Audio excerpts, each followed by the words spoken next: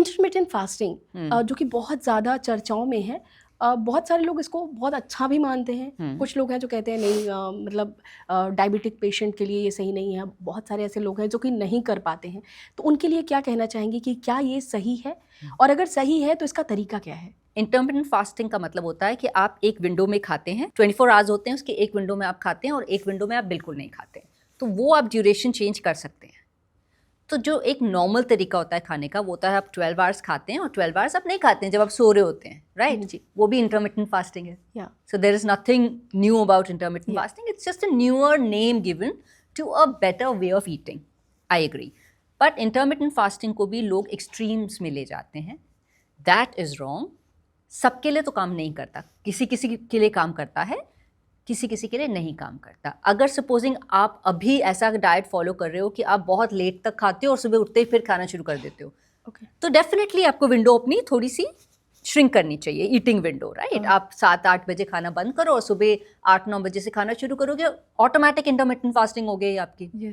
अब आप उसको अपने ऊपर प्रेशर लोगे कि नहीं मुझे 16-8 फॉलो करना है, कि मैं 16 आवर्स नहीं खाऊंगी और 8 आवर्स खाऊंगी।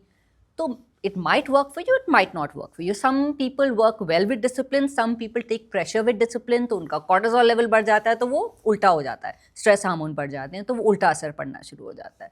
तो पहले तो देखना पड़ेगा कि आपको सूट कर रहा है इंटरमिटेंट फास्टिंग की नहीं, और अगर कर रहा है तो what kind works for you. That's one. Yeah. The second thing is intermittent fasting अगर आप कर रहे हो तो सर्केडियन रिदम के हिसाब से आप फॉलो करोगे। जब सन चढ़ता है आप खाना शुरू करेंगे, और जब सन डाउन होना शुरू हो जाता है आप खाना बंद करोगे।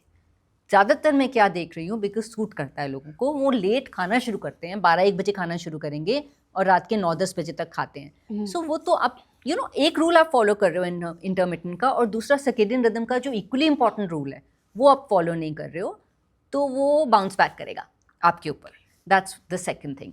थर्ड इंपॉर्टेंट थिंग इज़ कि जिनको हार्मोनल इम्बैलेंसेस होते हैं, आई हैव रियलाइज्ड कि जिनको, जैसे फॉर एग्जांपल्स विमेन स्पेशली, उनको, विमेन एक्चुअली मेन के ऊपर ये नहीं इम्पैक्ट करता, but women specially it impacts कि अगर आपको हार्मोनल इम्बैलेंसेस है या PCOD है या थायराइड है severe, sometimes trying to do very strict intermittent fasting can actually backfire very badly because आपके हार्मोन्स और ज़्यादा हैवक में आ जाते हैं।